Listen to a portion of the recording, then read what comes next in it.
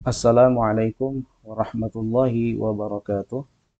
Bismillah, alhamdulillahi wassalatu wassalamu ala rasulillah Sayyidina Muhammad ibn Abdillah wa ala alihi wa sahbihi wa man walah amma ba'du. Masih bersama Aisari, channel belajar Nahu di pertemuan ke-81. Sobat Aisari sekalian, kita masih perlu membahas tentang pola kalimat jumlah syartiyah. Tinggal satu materi, tetapi agar tidak bosan, kita akan membahas dulu materi yang lain hari ini, materi baru. Karena juga materi ini ada kita sempat singgung di contoh-contoh sebelumnya ketika kita menjelaskan pola kalimat jumlah syartiyah. Jadi saya rasa juga ini penting untuk kita bahas dan materinya juga cukup mudah agar nanti tidak terlalu bosan kalau hanya membahas tentang pola kalimat jumlah syartiyah. Nah, hari ini kita akan membahas tentang naibul fa'il. Apa itu naibul fa'il? Sederhananya atau secara umum, naibul fa'il itu adalah isim yang berfungsi sebagai pengganti fa'il atau subjek karena terletak setelah fi'il madhi lil majhul atau fi'il mudhari lil majhul. Hukumnya marfu. Sekali lagi silakan kalian hafalkan ini, naibul fa'il adalah isim yang berfungsi sebagai pengganti fa'il atau subjek karena terletak setelah fi'il madhi lil majhul atau fi'il mudhari lil majhul, hukumnya marfu. Nah, pada dasarnya naibul fa'il itu terdapat dalam struktur jumlah fi'liyah secara umum. Jumlah fi'liyah sebagaimana yang sudah kita ketahui strukturnya adalah fi'il, fa'il, dan maf'ul bih. Nah,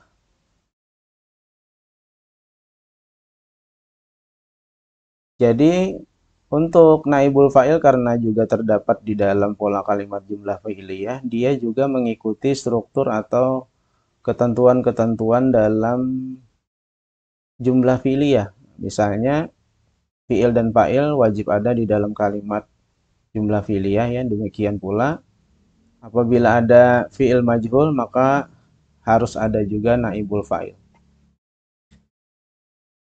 Sebelumnya kita ingin jelaskan terlebih dahulu, ada di dalam baik bahasa Indonesia maupun bahasa Arab ya, atau di dalam struktur nahwu juga ada yang disebut dengan fi'il ma'lum dan fi'il majhul. Jumlah fi'liyah yang sudah kita bahas di pertemuan sebelumnya itu biasanya adalah menggunakan kata kerja aktif atau fi'il ma'lum. Fi'il ma'lum. Fi'il ma'lum itu adalah secara ringkasnya disebut dengan kata kerja aktif. Sedangkan fi'il majhul itu adalah kata kerja pasif. Ingat baik-baik. Kata kerja aktif itu adalah kata kerja yang memiliki subjek yang berposisi sebagai pelaku atau pihak yang melakukan tindakan. Nah, ini diingat umumnya mendapatkan imbuhan me atau ber. Jadi kata kerja aktif itu kalau dalam terjemah atau maknanya nanti ingatkan biasanya ada imbuhan me atau ber. Sedangkan kata kerja pasif itu adalah kata kerja yang subjeknya dikenai suatu pekerjaan atau tindakan. Nah, kata kerja pasif biasanya diberi imbuhan di atau ter. Nah, ini perbedaannya. Jadi ringkasnya ingat baik-baik, kalau kata kerja aktif itu imbuhannya adalah me atau ber, sedangkan kata kerja pasif itu imbuhannya adalah di atau ter. Nah, kita berikan contoh dulu dalam bahasa Indonesianya, misalnya di bagian sebelah kiri ini adalah contoh-contoh kalimat aktif dengan menggunakan kata kerja aktif. Misalnya, Pak Dokter sedang memeriksa pasien di kamar 10. Me ini adalah menunjukkan kata kerja aktif. Subjeknya adalah Pak Dokter, subjeknya. Kemudian aku mempelajari bahasa Inggris dengan aplikasi. Aku ini adalah subjek, mempelajari ini adalah kata kerjanya. Dengan imbuhan me berarti adalah kata kerja aktif. Aku sedang membaca buku di perpustakaan.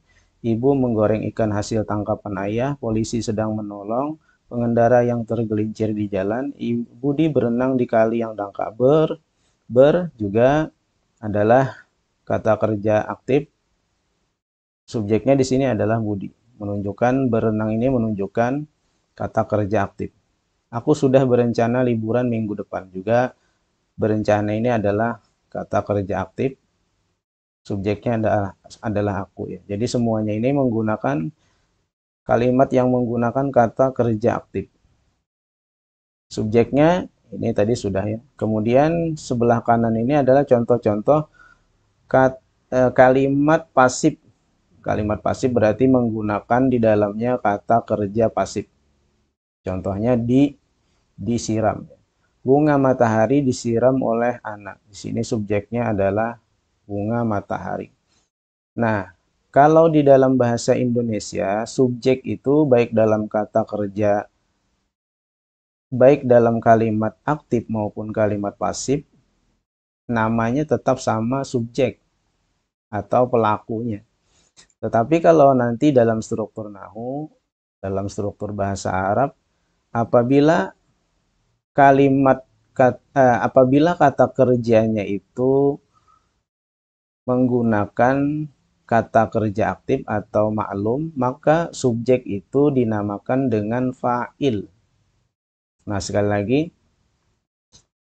apabila dalam struktur bahasa Arab jumlah fi'liyah itu menggunakan fi'il maklum atau fi'il yang menunjukkan kata kerja aktif, maka subjeknya itu disebut dengan fa'il.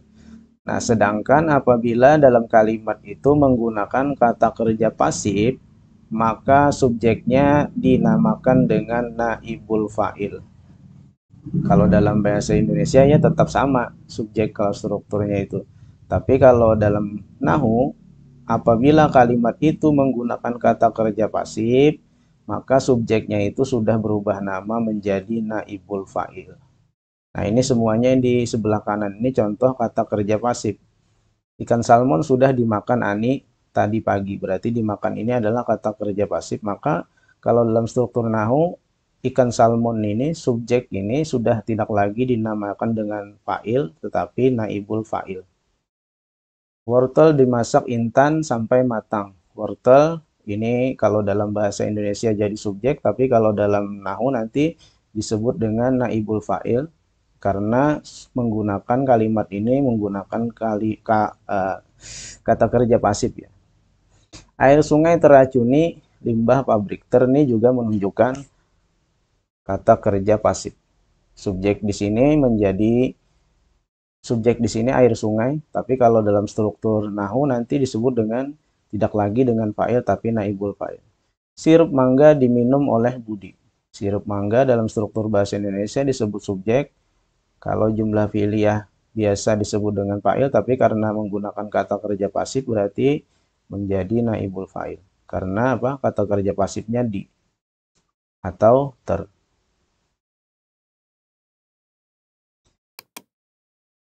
Nah, sekarang dalam bentuknya,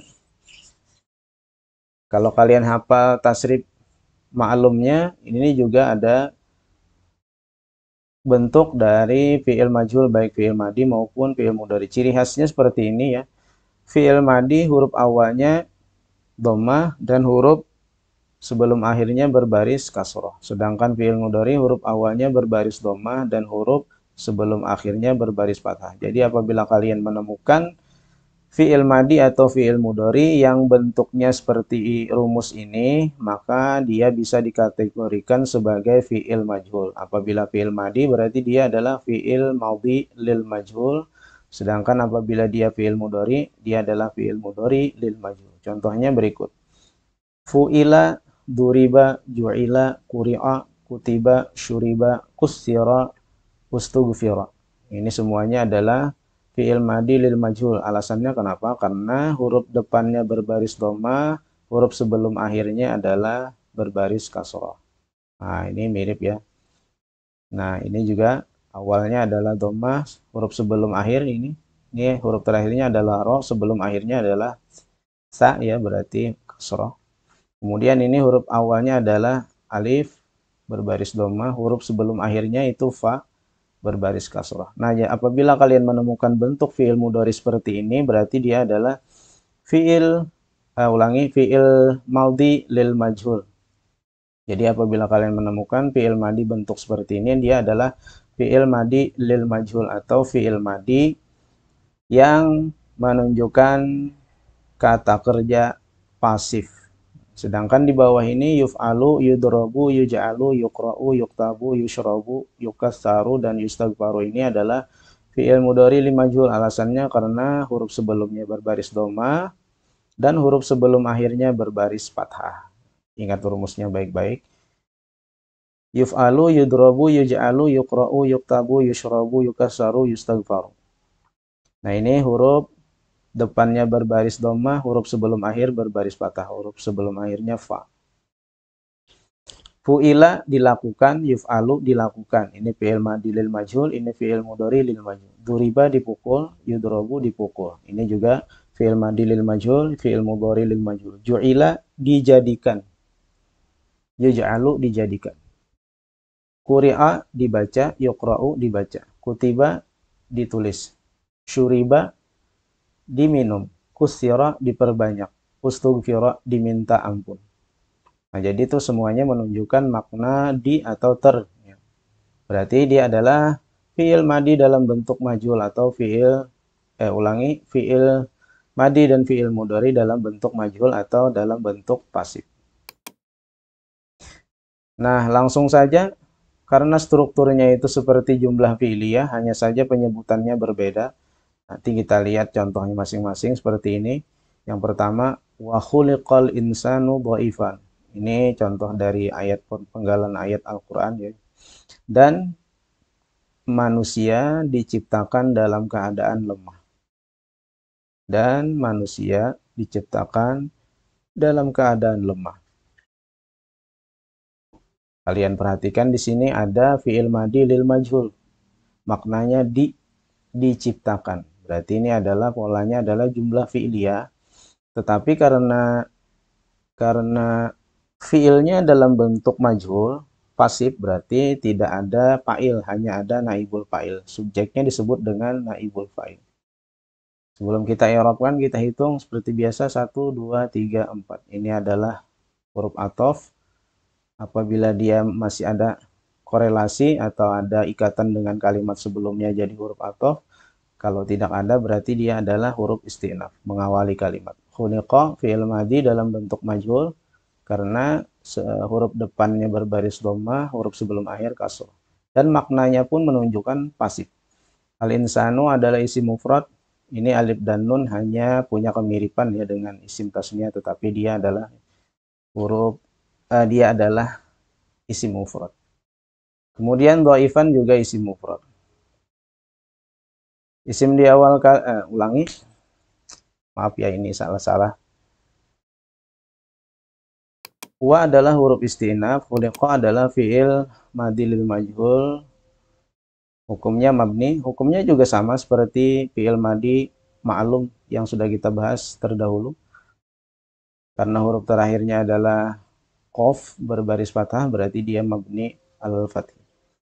Nah, ini menjadi naibul fa'il. Kenapa naibul fa'il? Tidak fa'il karena ada fi'il majhul. Hukumnya sama seperti fa'il marfu, ciri i'rabnya dhammah karena isim mufrad. Nah, ini bukan menjadi maf'ul ya, walaupun fi'il sudah ada, fa'il sudah ada, naibul fa'il sudah ada, dia tidak menjadi maf'ul bih karena maknanya layak disisipi dalam keadaan. Berarti dia adalah hal. Hal hukumnya mansub, ciri i'rabnya adalah fathatain karena isim mufrad. Nah, dari struktur ini berarti bacaan yang benar adalah wa khuliqal insanu dhaifan, dan manusia diciptakan dalam keadaan lemah. Nah, bisa kalian lihat jumlahnya tetap sama, jumlah fi'liyah, hanya saja karena menggunakan majhul, kata kerja pasif, maka tidak lagi dinamakan dengan fa'il tapi naibul fa'il. Hufizat al-mufradat fi darsil lughah. Kosakata dihafalkan di dalam pelajaran bahasa. Kosakata dihafalkan dalam pelajaran bahasa. Nah, kalau kalian lihat secara teliti, di sini ada fi'il madi lil majhul. Hufizat. Maknanya pun menggunakan pasif ya, dihafalkan. Berarti ini adalah jumlah fi'liyah yang menggunakan fi'il majhul atau kata kerja pasif. Kita hitung 1, 2, 3, 4, 5. Ini ada fi'il madi lil majhul, isim jamak muannas salim, huruf jar, isim mufrad, isim mufrad. Hufizat adalah fi'il madi lil majhul, mabni alal fathi. Kemudian al-mufradat tidak lagi jadi fa'il tetapi naibul fa'il. Alasannya kenapa? Karena fi'il madi atau mudhari'nya berbentuk majhul. Hukumnya marfu, ciri i'rabnya dhammah karena isim jamak muannas salim. Fi adalah huruf jar, darsi adalah majrur, ciri i'rabnya kasrah karena isim mufrad sekaligus menjadi mudhaf. Alasannya dua isim beriringan tidak beralif lam, beralif lam. Kemudian al-lughah mudhafun ilaih, hukumnya majrur, ciri i'rabnya kasrah karena isim mufrad. Dari struktur ini maka i'rab yang benar adalah hufizat al-mufradatu fi darsil lughati. Kalau kita ingin menyambung bacaannya karena ada dua sukun ini dikasrohkan. Hufizatil mufradatu fi darsil lughah. Hufizatil mufradatu fi darsil lughati. Ini adalah jumlah fi'liyah menggunakan fi'il majhul dalam bentuk fi'il madi lil majhul. Maka fa'il tidak lagi disebut fa'il tetapi naibul fa'il. Yujtanabul munafiqul mukhadi. Yujtanabu artinya dihindari. Al munafik orang yang munafik, mukhadi licik. Orang munafik yang licik dihindari. Orang munafik yang licik dihindari. Ini juga menunjukkan kalimat menggunakan kata kerja pasif atau majhul, ya. Nah, di sini dalam bentuk fi'il mudhari. Fi'il mudhari lam yatasil bi akhirih syai'un, ya. Yaftailu, yufta'alu, yujtanabu. Orang munafik yang licik dihindari. Berarti dia juga pola kalimat jumlah fi'liyah dalam bentuk pasif. Kita hitung 1, 2, 3. Ini fi'il mudhari, taibisai dalam bentuk majhul, al-munafik isim mufrad, al-mukhadi juga isim mufrad. Fi'il mudhari yang tidak dipengaruhi nasab dan jazam marfu li tajarrud, ciri i'rabnya adalah dhammah. Jenis katanya fi'il mudhari lam yatasil bi akhiri syai'un, tetapi dalam bentuk majhul atau pasif dihindari. Nah, maka subjeknya berubah nama menjadi naibul fa'il, hukumnya marfu sama aja masih dengan fa'il, hukumnya ciri i'rabnya dhammah karena isim mufrad sekaligus jadi man'ut yang licik. Kalau ada dua isim beriringan sama-sama beralif lam dan layak disisipi yang menggunakan sifat berarti dia adalah na'at. Man'ut na'at, na'at hukumnya mengikuti man'ut marfu, berarti dia juga dhammah. Kenapa dhammah? Karena kebetulan sama isim mufrad. Maka dari struktur ini i'rab yang benar adalah yujtanabul munafiqul mukhadi'u. Orang munafik yang licik dihindari. Orang munafik yang licik dihindari. Selanjutnya yusqa azar'u min ma'il matari' inda syita. Yusqa artinya disiram. Zar'u tanaman.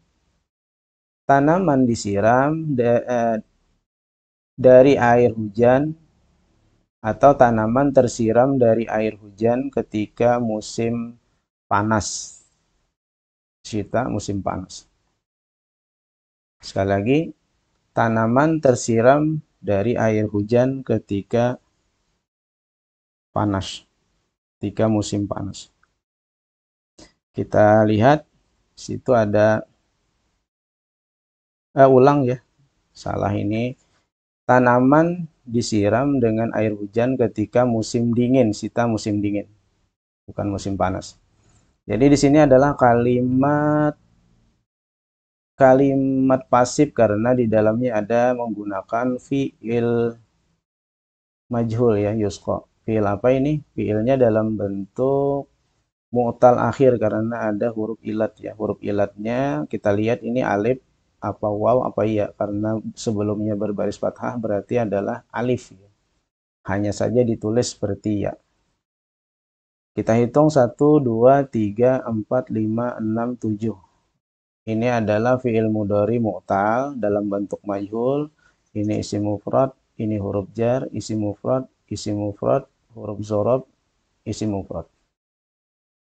Kita lihat fi'il mudhari yang tidak dipengaruhi huruf nasab dan jazam berarti marfu li tajarrud, ciri i'rabnya adalah dhammah muqaddarah. Kenapa? Kita sudah pernah hafalkan fi'il mudhari mu'tal yang diakhiri alif berarti marfu dengan dhammah saja, marfu dengan dhammah muqaddarah, mansub dengan fathah muqaddarah, majzum dengan hasfu ilat.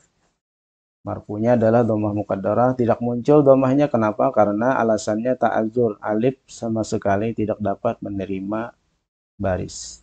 Itu sudah kita bahas di pembahasan i'rab takdiri, silahkan kalian ulang kalau lupa.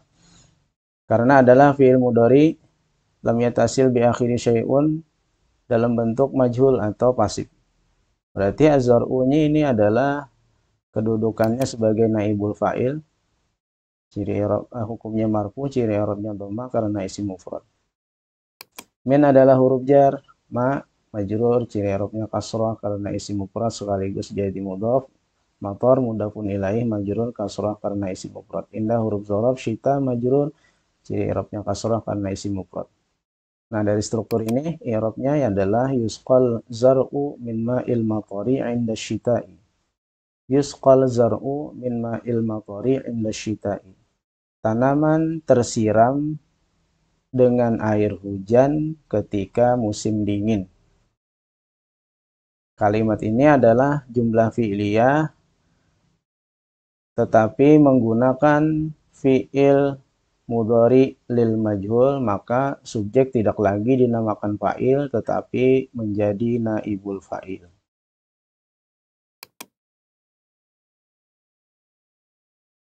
Kemudian wala yu'khazu minha 'adlun wala hum yunsarun.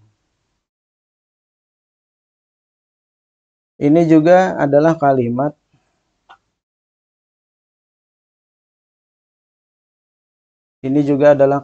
yang menggunakan fi'il mudhari lil majhul ya ini. Karena dhammah sebelumnya fathah. Ini juga af'alul khamsah, fi'il mudhari af'alul khamsah dalam bentuk majhul karena huruf awalnya berbaris dhammah, huruf sebelum akhirnya berbaris fathah. Ini kan kata dasarnya yunsaru. Ini adalah menunjukkan af'alul khamsah. Kita lihat ada 1, 2, 3, 4, 5, 6, 7, 8, 9, 10. Atau kalau kalian mau gabung ini adalah 1 ya, huruf athof. Bisa. Ini huruf athof nafiyah, fi'il mudhari lil majhul, huruf jar, isim dhamir muttasil, isim mufrad.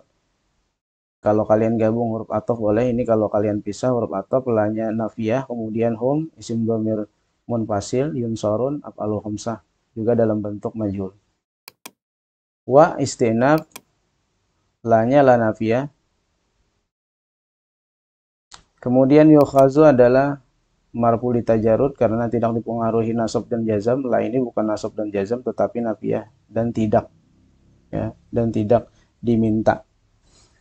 Marfu li tajarrud ciri i'rabnya adalah dhammah karena fi'il mudhari la bisai dalam bentuk pasif atau majhul. Minha jar majrur mabni ala sukun karena isim dhamir muttasil. Adlun berarti dia kedudukannya sebagai naibul fa'il, marfu, ciri i'rabnya dhammah, isim mufrad.